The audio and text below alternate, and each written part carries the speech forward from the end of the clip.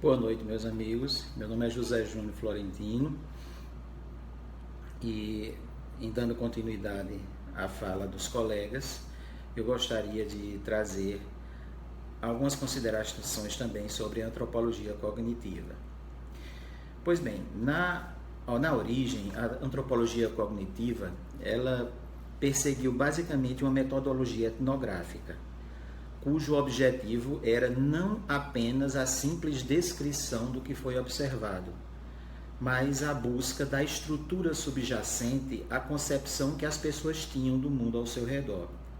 Em outras palavras, ela buscava determinar o conteúdo e a organização da cultura como conhecimento.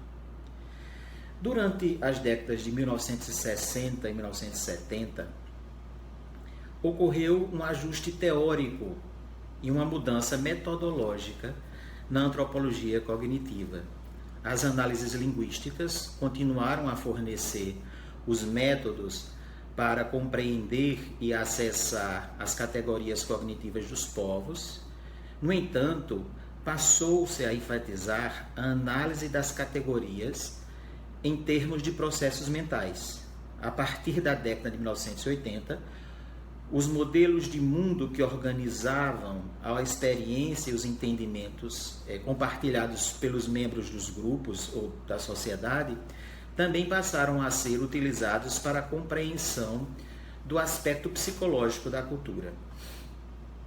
E uma das marcas da antropologia cognitiva, ao longo do seu desenvolvimento, foi a utilização de procedimentos metodológicos rigorosos, de questionamento e controle, sempre com a finalidade de produzir maior precisão e uma análise cuidadosa das características mentais distintas da cognição humana e da atividade social.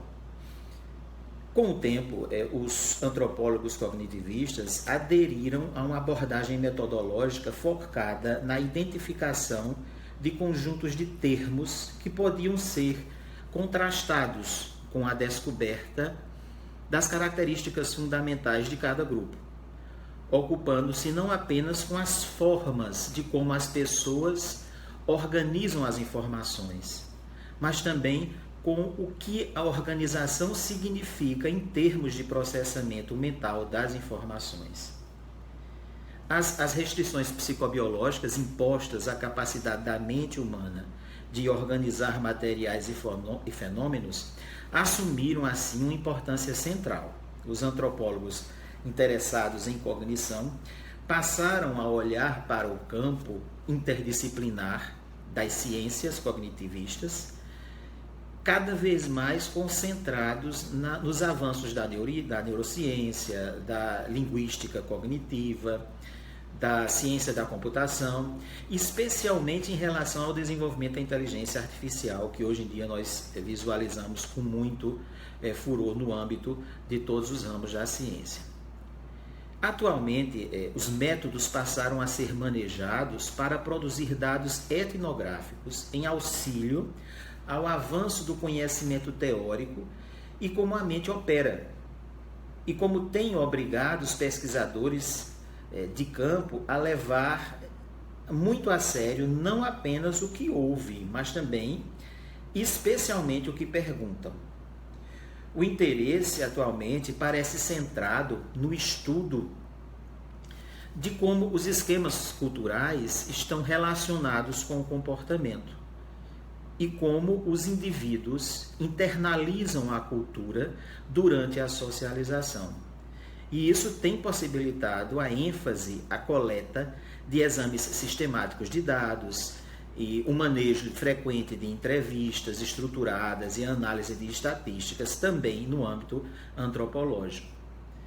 Uma das principais conquistas da antropologia cognitiva contemporânea é fornecer descrição detalhada e confiável das representações culturais, além de viabilizar a união entre cultura e funcionamento da mente.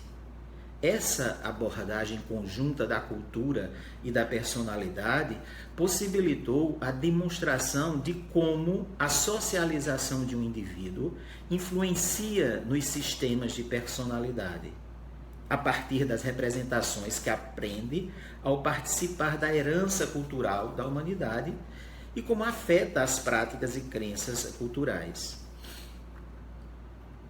E é nesse aspecto que, já trazendo para o texto de Sperber, que eu penso que ele sustenta que o antropólogo, nos dias de hoje, deve aceitar, de um lado, que a mente humana deve ser complexa o bastante.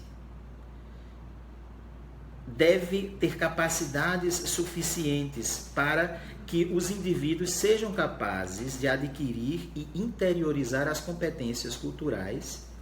E, por outro lado, que essa própria mente não deve ser restritiva, não pode ser restrita ou limitada o bastante para impedir a diversidade cultural.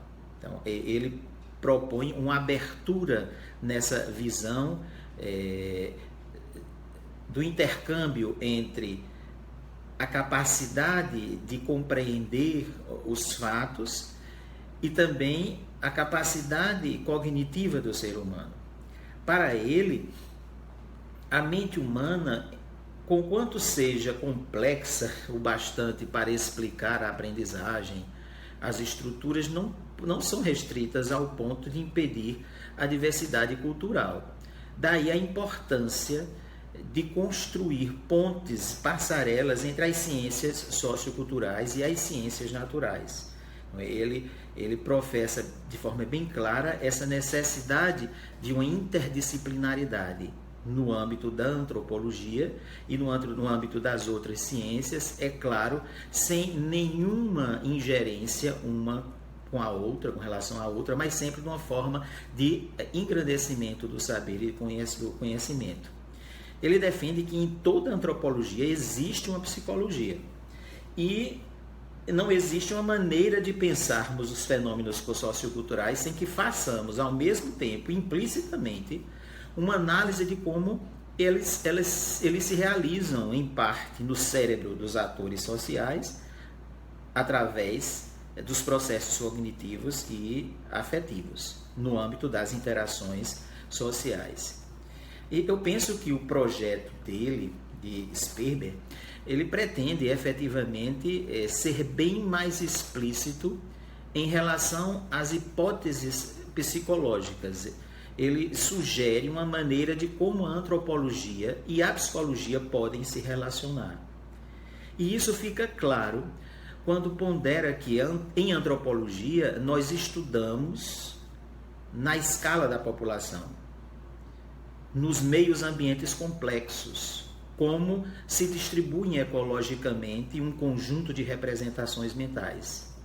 Não somente representações mentais, mas toda uma série de produções públicas determinadas por essas representações, que são representações públicas, artefatos, comportamentos de todo gênero. E para ele tudo isso deve ser visto em sua interação causal. Ou seja, uma interação onde se alternam representações mentais, que são objeto diretamente da psicologia, e a distribuição ecológica dessas representações e de seus resultados comportamentais, que seria o objeto de uma antropologia entendida como uma epidemiologia das representações. Tá bem? Essa é a minha contribuição com esse estudo. Muito obrigado e vamos passar para a próxima.